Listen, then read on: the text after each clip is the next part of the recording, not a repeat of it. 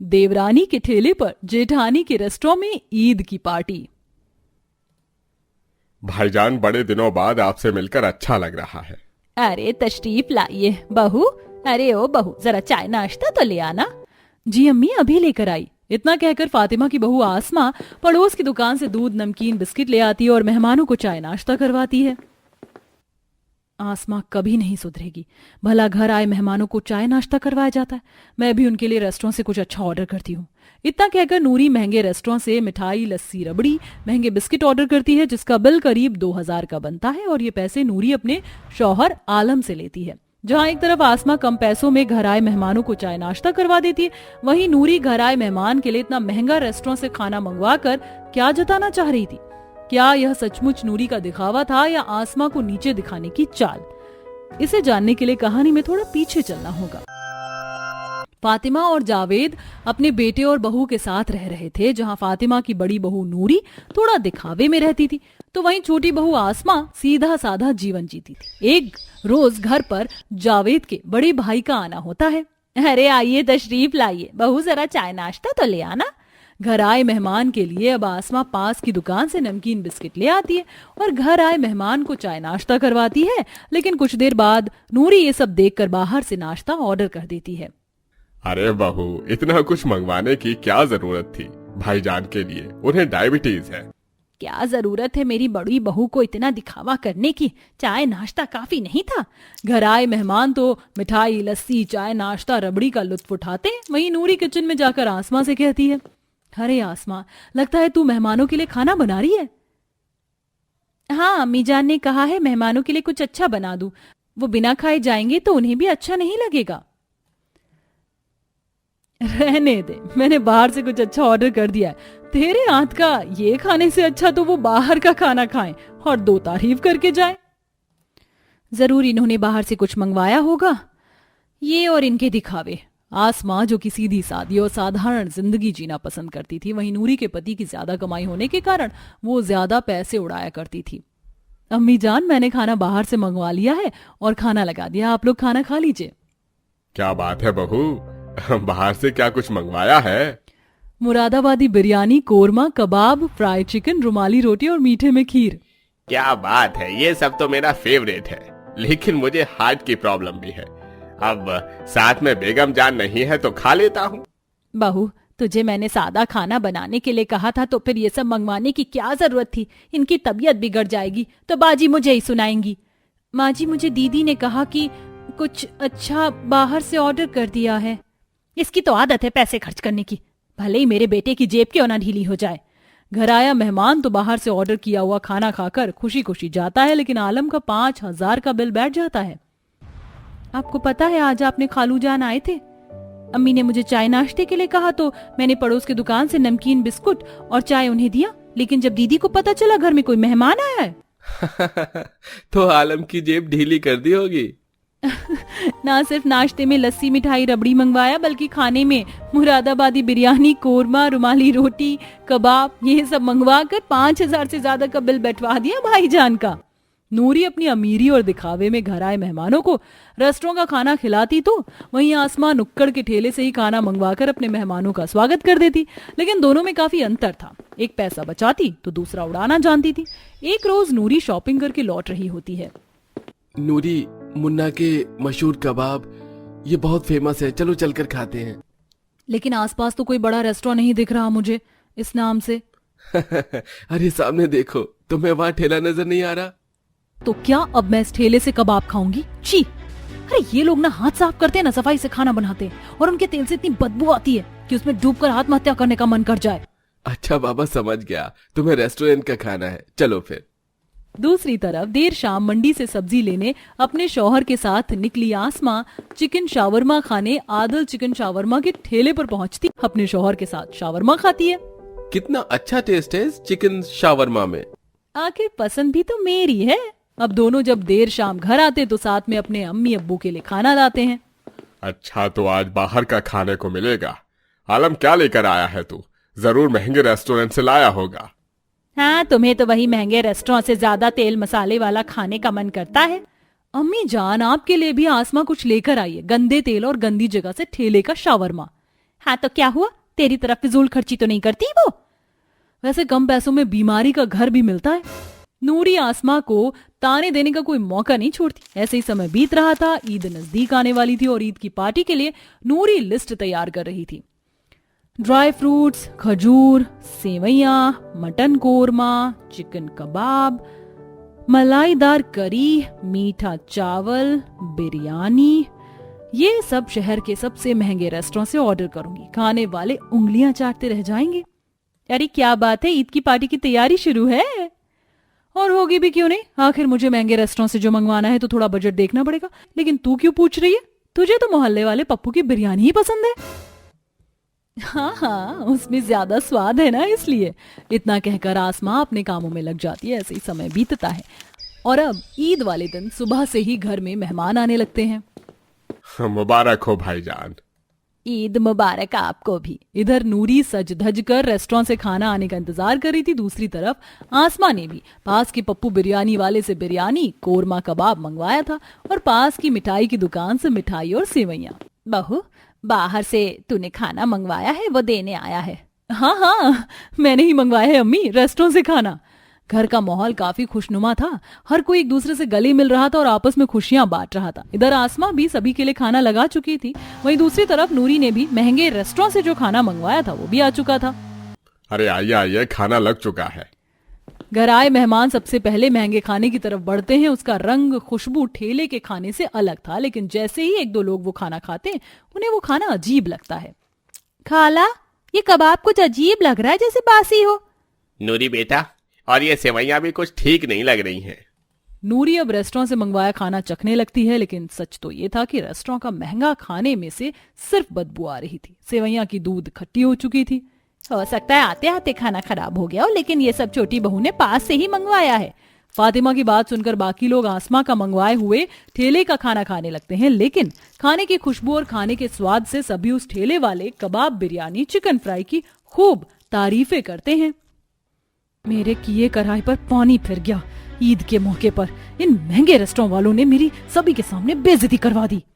आसमा जब देखती है कि उसके ठेले से मंगवाया हुआ खाने की घर आए मेहमान तारीफ कर रहे हैं और खाना थोड़ा ही है, तो वो तुरंत पास की दुकान से और बिरयानी, कबाब, कोरमा, सिवई, मिठाई मंगवा लेती है और घर आए मेहमान भरपेट खाना खाकर जाते हैं।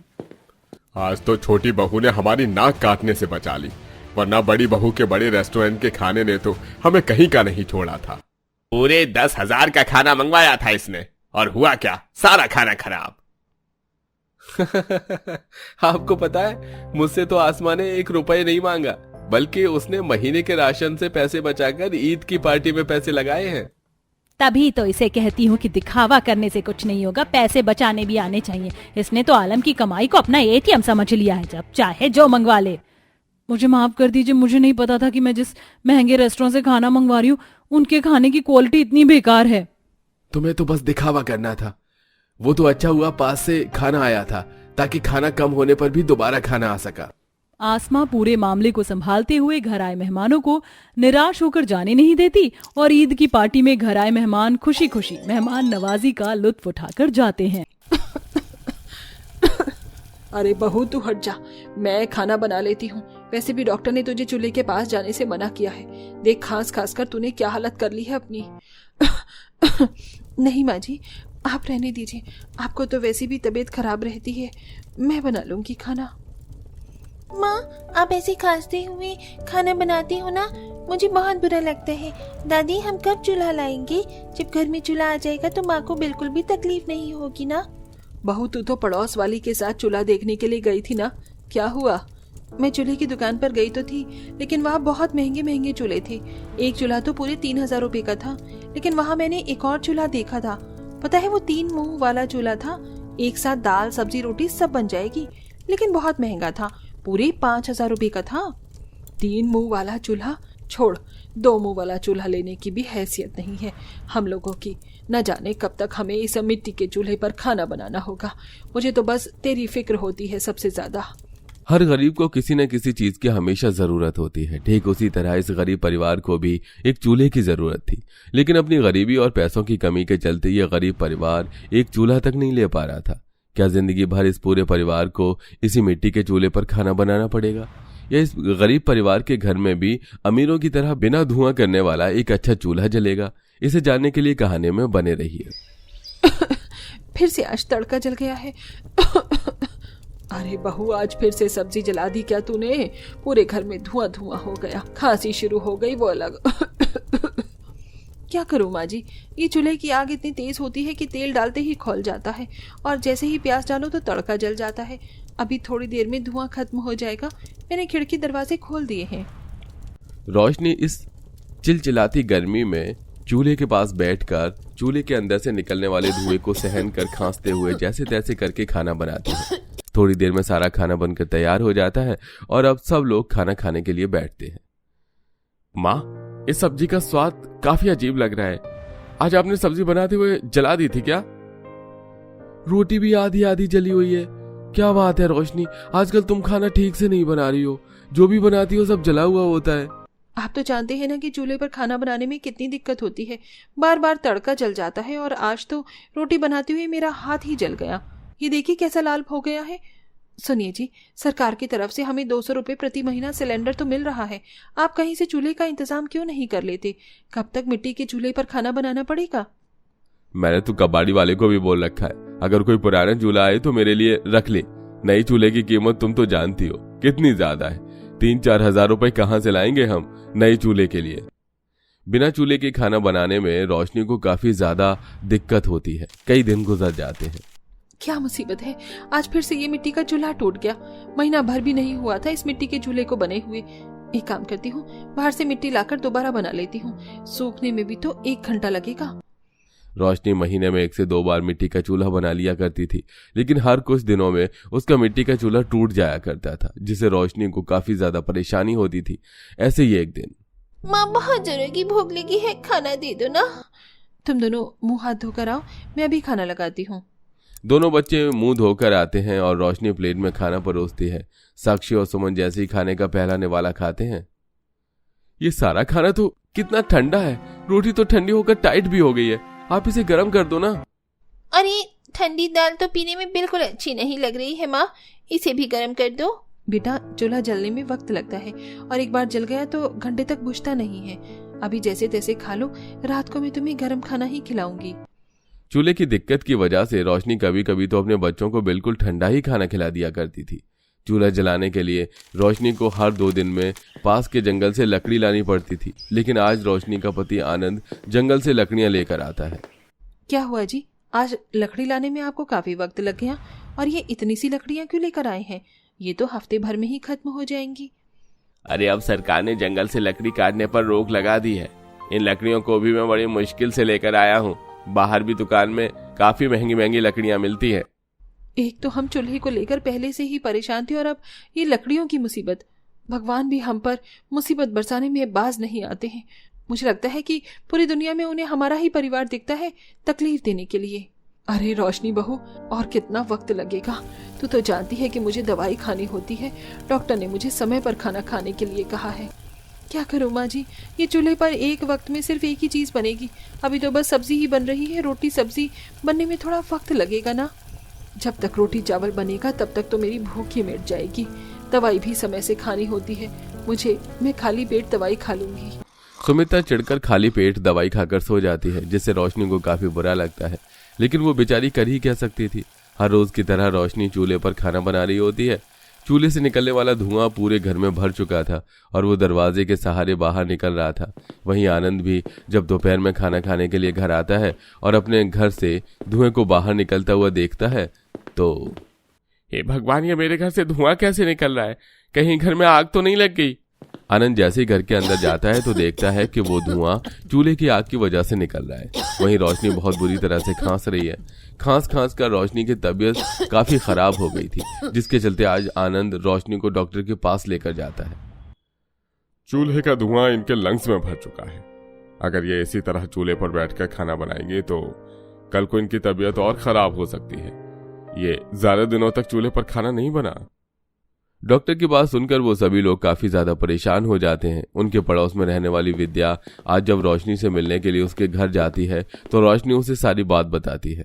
अब क्या बताऊं विद्या, बिना चूल्हे के बहुत मुश्किल हो रही है। उस दिन मेरे बच्चों का खीर खाने का कितना मन था, जैसे ही खीर बनाई वैसे ही जल गई। बेचारे मेरे बच्चों ने जली हुई खीर खाई है। तुम एक काम करो, तुम मेरे साथ शॉपिंग पर चलो। वो शॉपकीपर मेरी जान पहचान का है, तो तुम्हें डिस्काउंट लगाकर वो चूल्हा दे देगा। अपनी पड़ोसन विद्या की बात सुनकर रोशनी काफी खुश होती है और नया चूल्हा लेने के लिए दुकान पर जाती है। लेकिन जब वहां जाकर उस चूल्हे के दाम पता चलते हैं तो वो बेचारी उदास होकर घर आ जाती है और ऐसे ही दिन गुजर जाते हैं। रोशनी हर रोज की तरह अपने आंगन में झाड़ू लगा रही थी कि तभी वहां से सरकार की तरफ से कुछ सेलर गुजरते हैं। सुनिए दोस्तों, सरकार की तरफ से आप लोगों के लिए स्कीम निकली है। सिर्फ 100 रुपए में लॉटरी का टिकट पाया, जिसका 4 नंबर निकला उसे मिक्सर फ्री, जिसका 5 नंबर निकला उसे सिलाई मशीन फ्री और जिसका 10 नंबर निकला उसे चूल्हा फ्री। आप सच कह रहे हैं?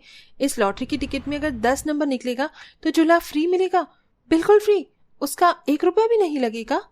हाँ बहन जी, बिल्कुल फ्री। लेकिन ये तो किस्मत की बात है कि आपका लॉटरी का नंबर लगता है या नहीं लगता। आप एक बार लेकर देख लीजिए।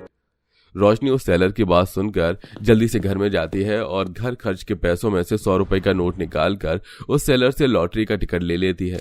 तकरीबन 1 हफ्ते बाद जब रोशनी उस टिकट को लेकर उस सेलर के बताए हुए पते पर जाती है तो रोशनी को पता चलता है कि उसने लॉटरी जीत ली है, जिसके चलते वो सेलर अब उसे अपने हाथों से 1 नहीं 2 नहीं बल्कि 3 मुंह वाला चूल्हा देता है, जो कि कांच का होता है। मैंने कहा था ना, किस्मत की बात होती है। आपने 3 मुंह वाला चूल्हा जीता है। मुझे तो अभी भी यकीन ही नहीं हो रहा। जिस चूल्हे को खरीदने के लिए हम इतने सालों से इंतजार कर रहे थे, मैं थोड़े थोड़े पैसे जोड़ रही थी, वो चूल्हा आज मुझे मुफ्त में मिल गया है। रोशनी उस 3 मुंह वाले चूल्हे को जल्दी से घर लेकर आती है, जिसे देखकर घर में सभी काफी खुश होते हैं और अब सुमित्रा भी उस 3 मुंह वाले चूल्हे को तिलक लगाकर उसकी पूजा करती है।